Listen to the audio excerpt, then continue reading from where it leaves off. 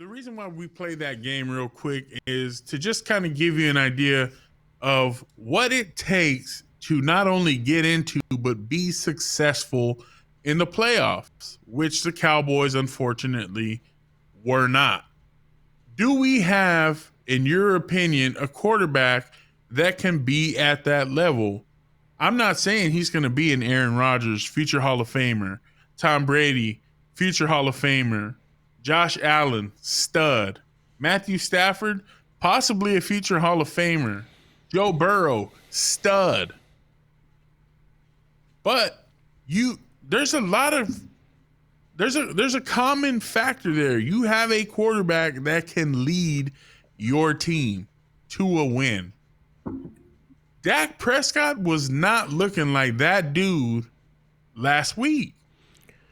He's never looked like that dude. Dak is Romo Part 2. Number 2, Romo Jr. 2.0.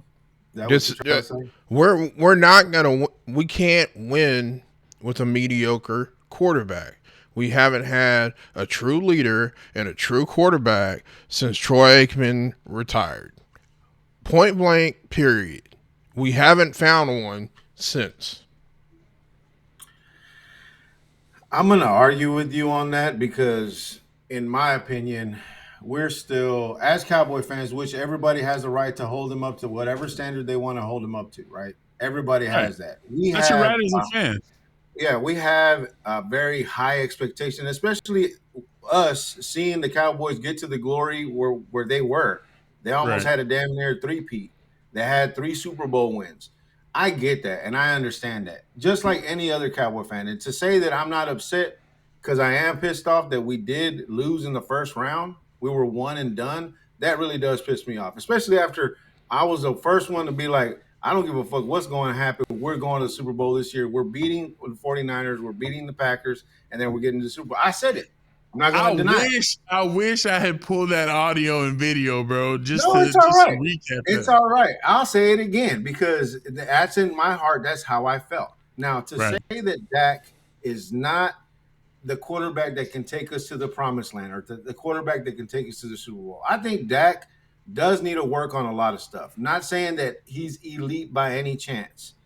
Would I take him over Troy Aikman if they were both in their prime? No, of course I wouldn't. Troy was a lot more accurate, in my opinion, from what I saw.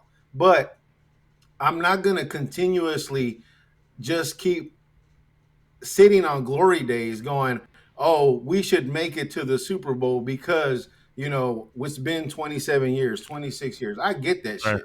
No, I really, really do. No, the reason why we should make it to the Super Bowl is because of the freaking talent that we have on that team that we continue to waste year after year after year.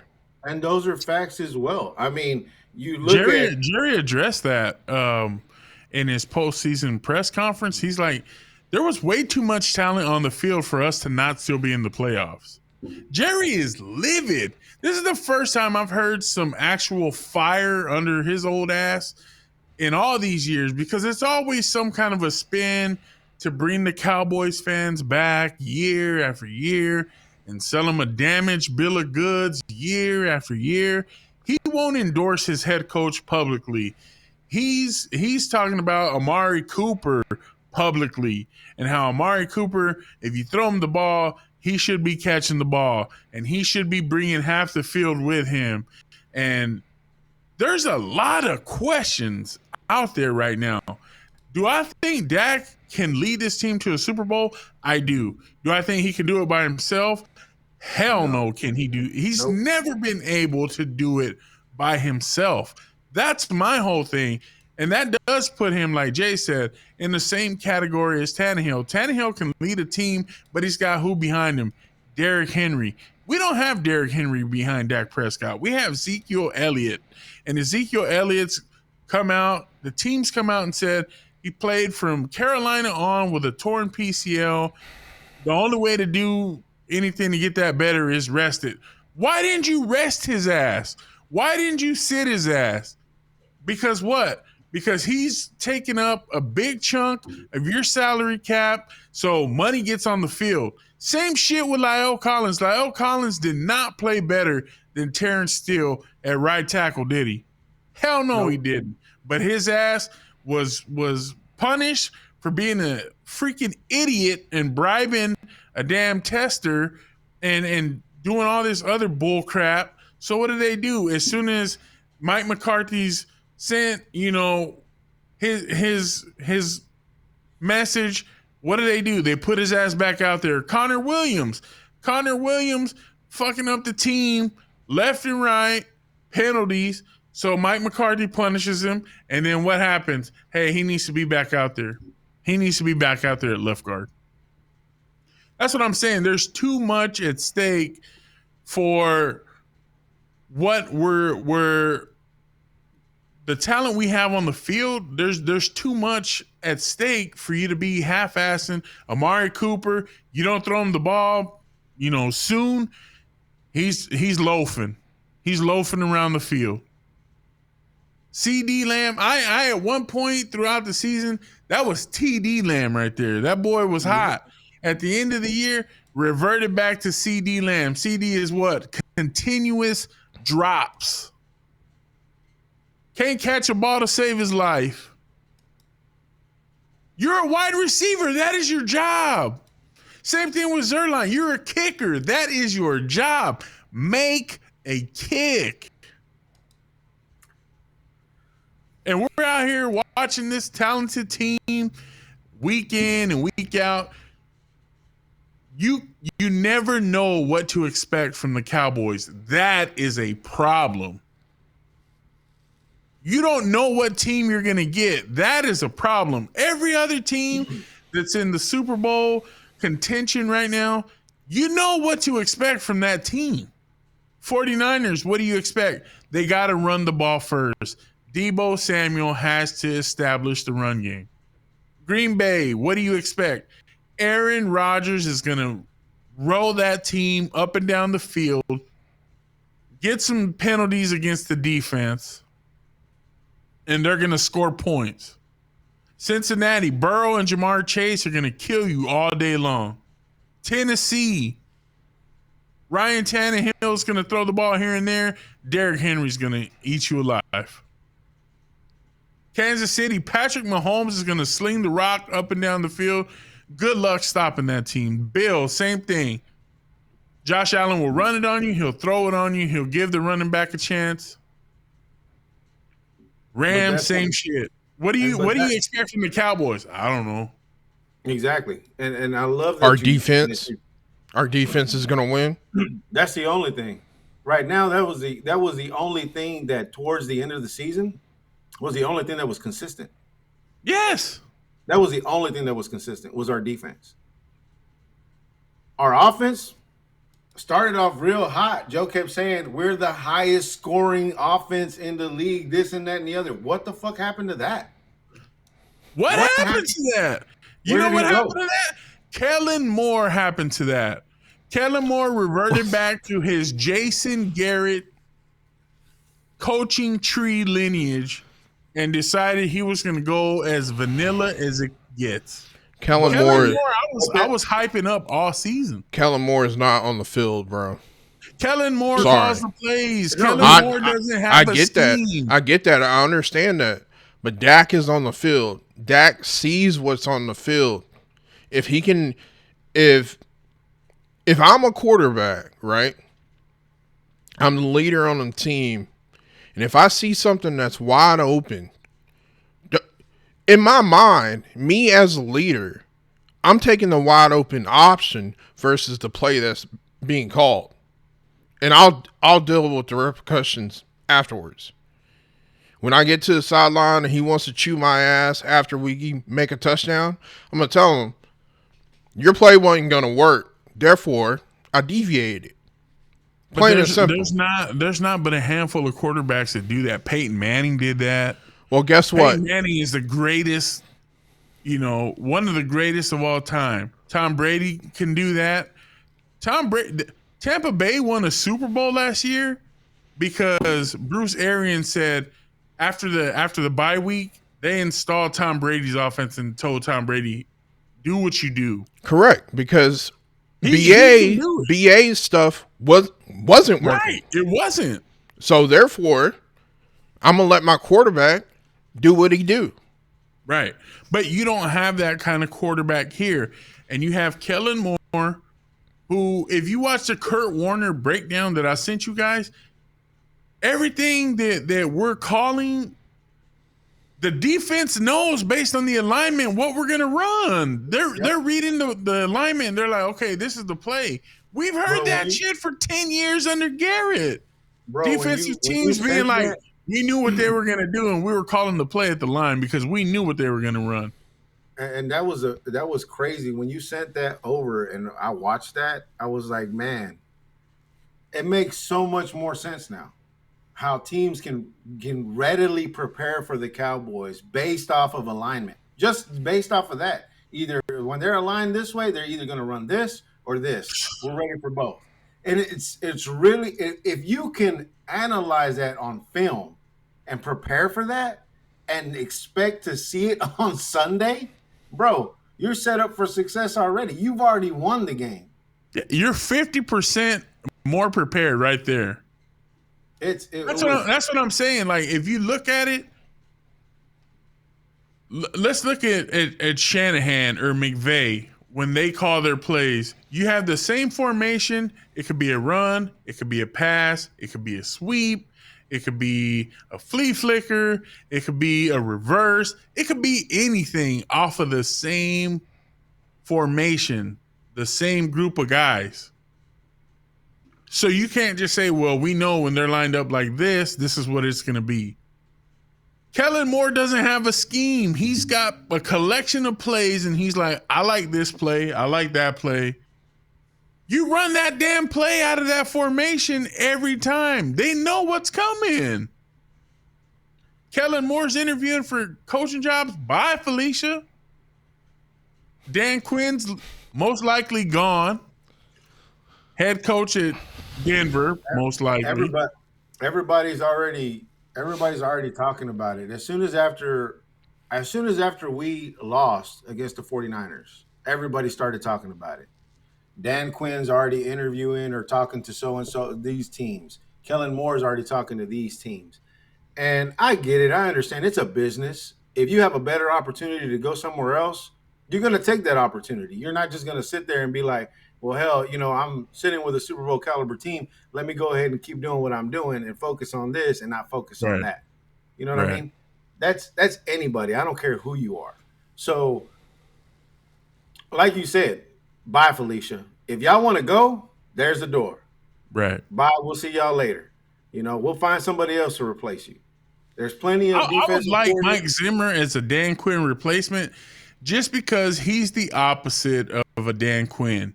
He's a hard ass. He's not a player coach. He's a guy from the Super Bowl years that we can bring in, and he's going to give you that tough love. He ain't going to rah you in this. Nah, bro. We're blue collar. That's what this team needs. Kellen needs to go because Dak don't need a homeboy on the sideline as his coach. They competed with one another for the job. Kellen Moore's been the homie, and he's like, bye. We're going to bring in a guy that you have no relationship with, and he's going to coach you the right way. Kellen Moore just went from, hey, I'm not good enough to be a quarterback to, well, we like you, Kellen. Why don't you come be a quarterback coach? Why don't you come learn under Jason Garrett? And learning under Jason Garrett is very obvious based on the game plans he's putting out there at the end of the season. Bro, we can't adjust. Bro, earlier in the season, you were all about this offense. All about it. That's what I'm telling you. The season started out fire. Like, we were out there really putting up points. You were praising. As the season went on, you just see the regression week after week after week after week. You were praising fucking Kellen Moore. He is this, he is that. Now it's shit all over Kellen Moore. Let's be real. I'm gonna call it like I see it. I'm not gonna sit here after week 19 and be like, "Oh, Kellen Moore still deserves to be here." Blah blah blah. Coaching, you gotta call it like coaching. it is. No. Coaching is one thing. Playing is a totally different other thing. Playing on the field is what did not happen last Sunday. Fundamental mistakes is what happened last Sunday. 14 penalties. You not knowing, which this is fundamental. They taught us this shit in middle school. You hand the ball to the ref after every play. It's etiquette, football etiquette. Pick up the ball, hand it to the ref. You can't blame Kellen Moore for that shit. He called the play. You can't blame Kellen Moore for Dak spotting his own fucking ball. As a quarterback, as a leader, you should know that. So plain and simple, bro. Explain to me how you're going to hand the ball to a referee that's about 20 yards behind you. That is a problem. I'm not lying. That's a huge problem. Why was he all the way? 20, why was he 20? Turn back around 20 and hand him the ball so he can continue to run towards me. Why was the ref? Why was the ref so far behind the ball? I understand that. I would like an answer to that question.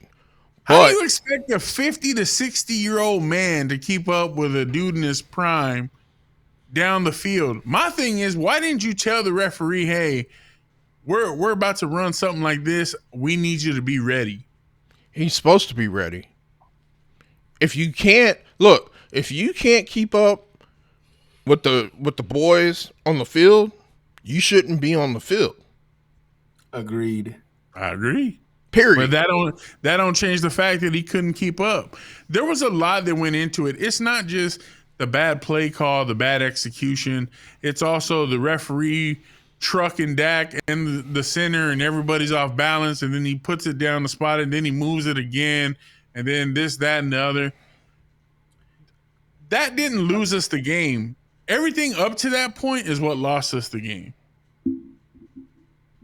And I was about to say, I mean, for me, all of that stuff, all of that shit is besides the point. All of it. Because by halftime, we were done. Mm-hmm. I don't know if you guys saw the same game that I did, but by halftime, we were done. We weren't catching back up. The Cowboys weren't showing any signs of life on offense. Nothing was being done. So we were done. Before we even got to the half, we were done. Right. So, in my opinion, again, to chime off of both of you guys, bad call playing, the players not even showing up. They did not show up whatsoever at all. Bro, so, if I gotta continue to see shots of Dak and Zeke on the sideline looking like they're in lot, bro, and Dak's over here like. So that's why I'm like, bro, come on, right bro. Now, as of right now, there is no excuse. I'm not going to lean on the refs. I'm not going to lean on our, penalties. The team just didn't show up. It's as simple as that. Our team did not show up. The team that we were expecting to show up in the playoffs was not there. Maybe it was. Because that's who you are. It's who we thought we were. 100%.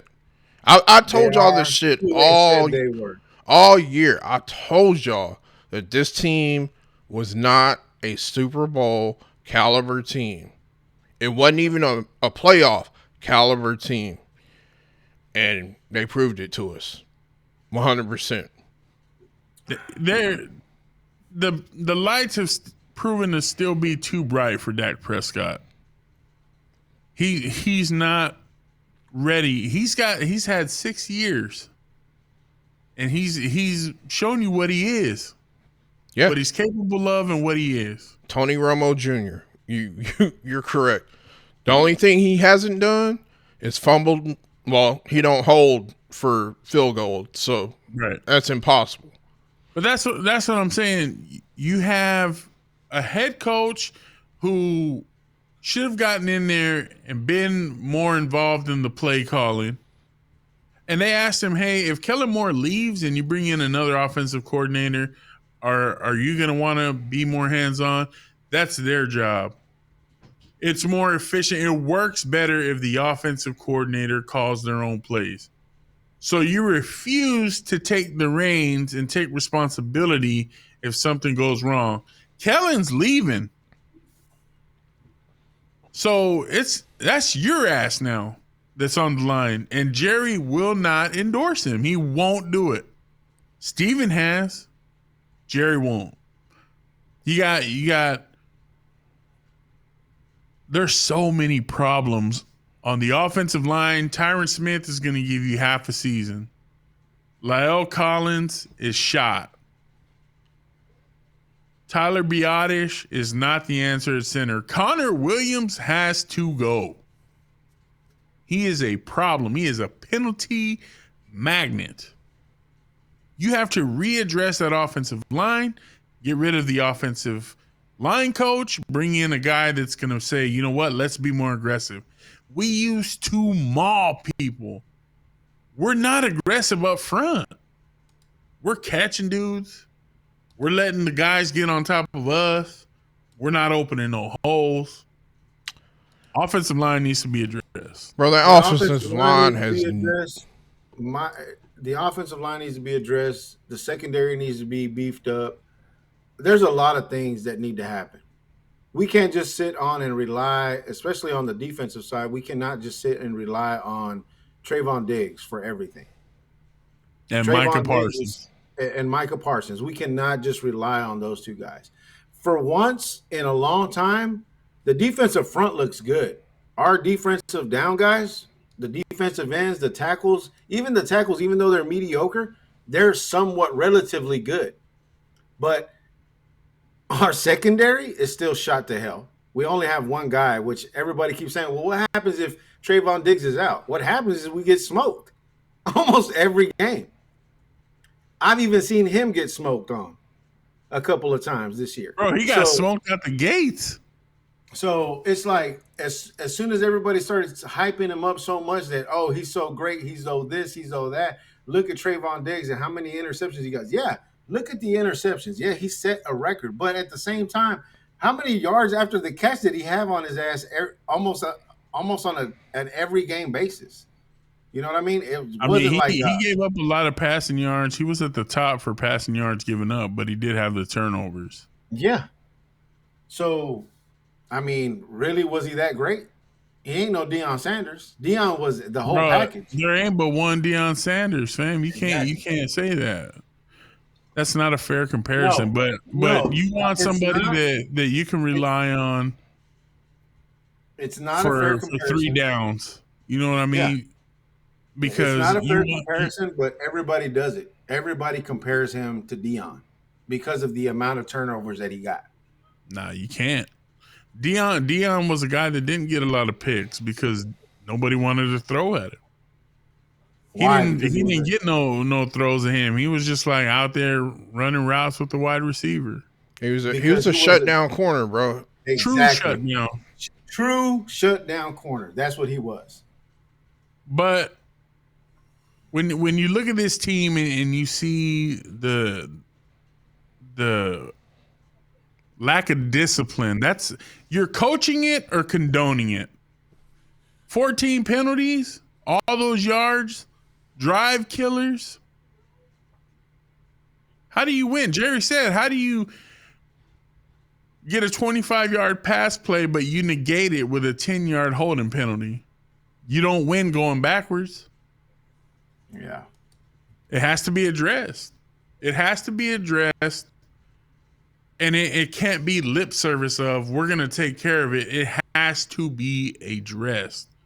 There is a toxic culture on this team that we're smelling ourselves. We're better than we think we are because we're Cowboys. We have a star in our helmet.